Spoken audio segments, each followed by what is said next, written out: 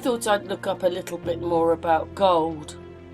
It says gold can be found in all four countries of the UK. Lake District, the Pennines, the Forest of Dean and Cornwall, Wales. The Welsh gold rush of the 1860s is long gone.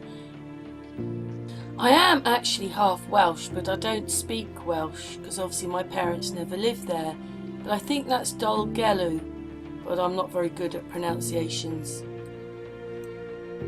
Yeah, of Wales. Gold belt in Snowdonia still yields gold to this day.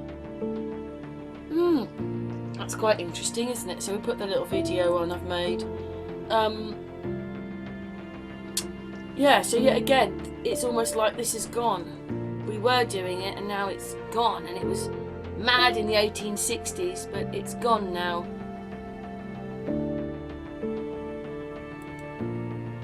It says gold has been mined in the UK since the time of the Romans. Peak production of gold was 1860 to 1909, when around 3,005 kgs was found. The largest concentrations of gold in the UK are in Scotland, North Wales and South West England. That's probably why they own it all. They own the land that it's on. Bet ya, the royal family own the land that it's on. Anyway, I thought that was again, you know, all over by 1909. So was the mining up in Scotland, and Tartaria coming to its end all over by 1925. And that's quite a large amount of gold, isn't it? 3,500 kgs. But I was a bit shocked. I'm going to show you that in a minute. Anyway, bits in England. Oh yeah, one of the largest amounts is in this vault below the Bank of England. It's one of the biggest stores of gold in the world. There are more than 400,000 baths worth millions.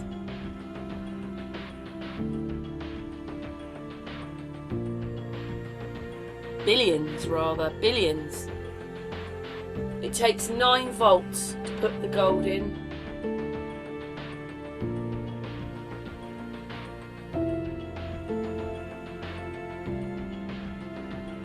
The customers are the UK government, banks and other governments. This is what this person's saying, but obviously I don't want copyright, so, you know. Anyway, it's worth billions sitting in the Bank of England, making and losing money, as the little picture will show. Up and down it goes. And then their customers can trade with other customers at the bank. So when they buy the gold bars, the only thing that happens is that, say, number 25 in that vault there is customer A. Oh, it gets changed to customer E. So that's all that happens, and the system changes, but the gold doesn't really get touched and it sits in the vault. And then it said, an ounce of gold can be stretched for 50 miles. Don't know if that means anything. So they draw this little thing, they're going to have a 50-mile radius. So I thought that was quite interesting. What does that mean? What does that mean? And then they said all the gold would take up 3 Olympic-sized swimming pools. But that's not that much, is it? That's the whole bank. That's all the gold that's mined. But most of it, 400,000 bars of it, sit in the vault in the Bank of England. So maybe that tells you something. Thanks for watching.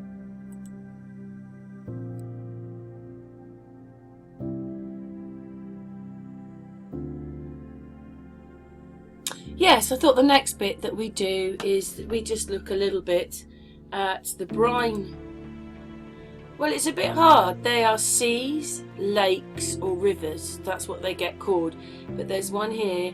It's by, it's in the Middle East. The Red Sea. It's in the Red Sea. And this just came to my attention. So you've got these brine pools, and they're called brine pools, but basically brine is just very salty water. That's what it means. And so this is a company, they've been looking at the underwater lake, sea, whatever you want to call it. And there it is, this very salty water doing its own thing, having its own little waves and so forth under the water, extra to the sea on top.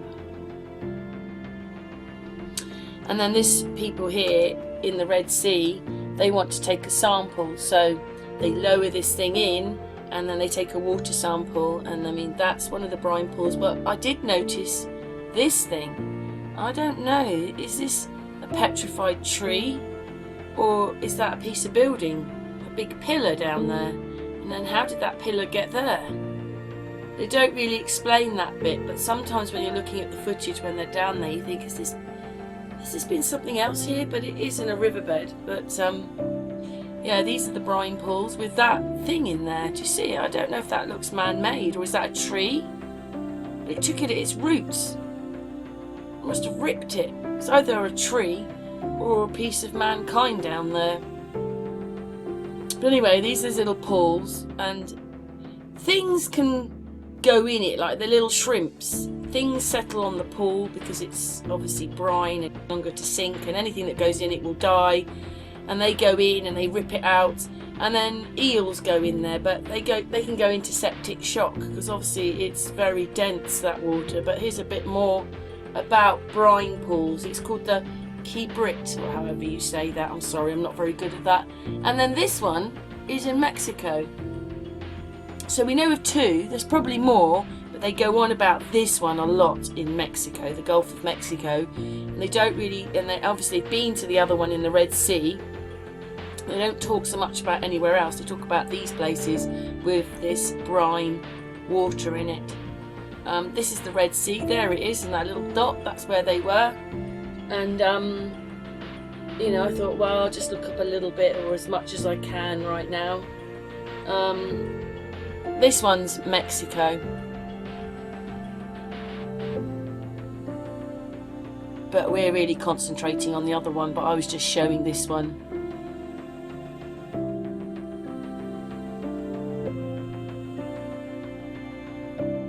And that picture on the top right, I think, is what it looks like. But when you see pictures, it doesn't really look that shape. So I don't understand how they get... Does that look like a circle? But they're saying it's the brine pool. Obviously, these are crabs and things that have gone in there. Anyway, so there it is. Those are the places that they found with the brine, water, the sea, the lake, whatever you want to call it. I thought that was quite interesting in the middle there.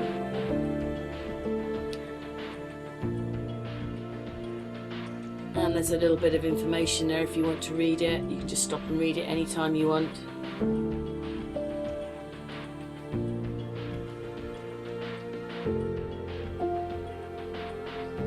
So then I thought, as the video goes on, I decide to go and look it up in the 1600s. I need a date well before, just in case that wasn't a sea and that was land, or it was something else. You never know until you look at the maps. And we're going to see in a minute. Oh, I like that one, because that's where Doggerland is, where the North Sea is, and look at all the rivers that are going up that way. Anyway, that was an old map of it.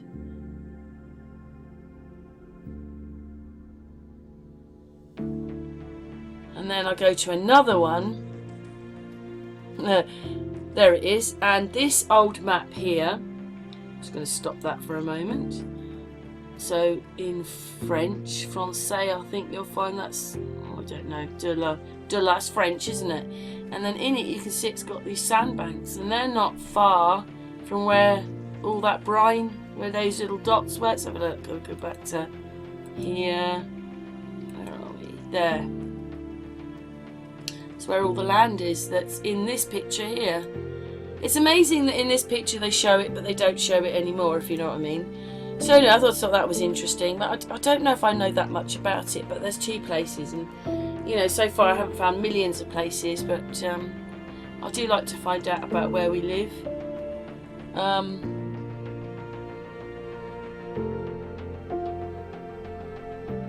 Anyway, we look a little bit more, because those are the sandbanks where that brine water is.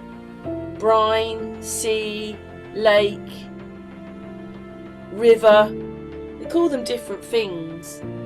They're just ponds of water in the rest that are very dense. and it seems to keep itself separate. It doesn't mix with the other water. There's this cut-off point, and that's the way it is. There's a little bit more, and they're bringing up Mexico, see? When I'm looking it up, I'm not bringing up, because, you know, I thought, oh, it's got to be some around England. But they talk about Mexico a lot. But I do put a picture in here because I don't know why they call it brine, because if you go to Hove, which is next to Brighton, you know, on the seafront with all those piers, which I've talked about a lot, then they've got a seawater swimming pool there. I used to swim there as a young girl. I used to swim there every week, you know, be in teams and do swimming and stuff like that. Yeah, they don't call that brine water, they just call that seawater swimming pool. A lot of, obviously, swimming pools are chlorinated water, aren't they?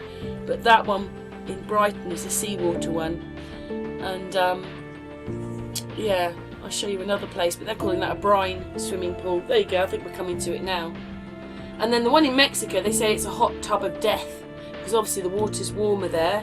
And yeah, you don't want to go in it because nothing can survive in it. Gulf of Mexico.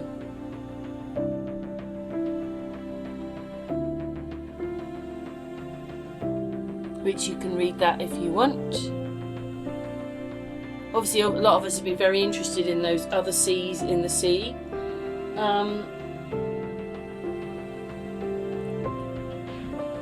There it is. The Gulf of Mexico.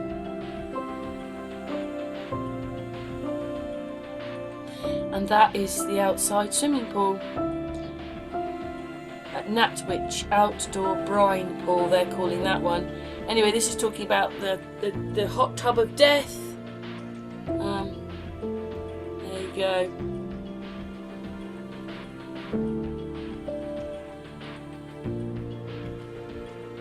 Don't really see that one as, they draw it as a circle, but I don't really see it as a kind of circle. But anyway, it's like what you'd say is the top of a volcano, doesn't it? It's sort of.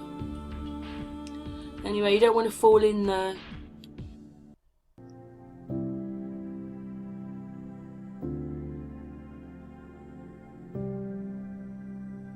And obviously, if you want, just stop and read what you can. But look it up yourself if you want. And then this is the other sea, see? So they're in the sea, look on the bottom of the floor, looking at the brine water, moving differently and swaying back and forth and having its own momentum separate to the sea that's above it. And then this is the pool, and then these are the eels. They can go in and out.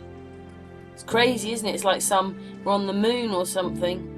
But then they showed you this animal going into toxic shock because it was in there too long. And so they can go in it but can't live in it very long. But anyway, so what's your thoughts on that then? What is this very, very salty sea? Anyway, I hope that's not in our tins, you know, with our tuna and sweet corn. But anyway, thanks for, because that's called brine, isn't it? It's just very salty water, which is what the Dead Sea is. Very salty water, like the Salton Lake, which they have obviously polluted so that you don't notice it about this and the rest of the history, which they don't want us to know. But anyway, thanks for watching.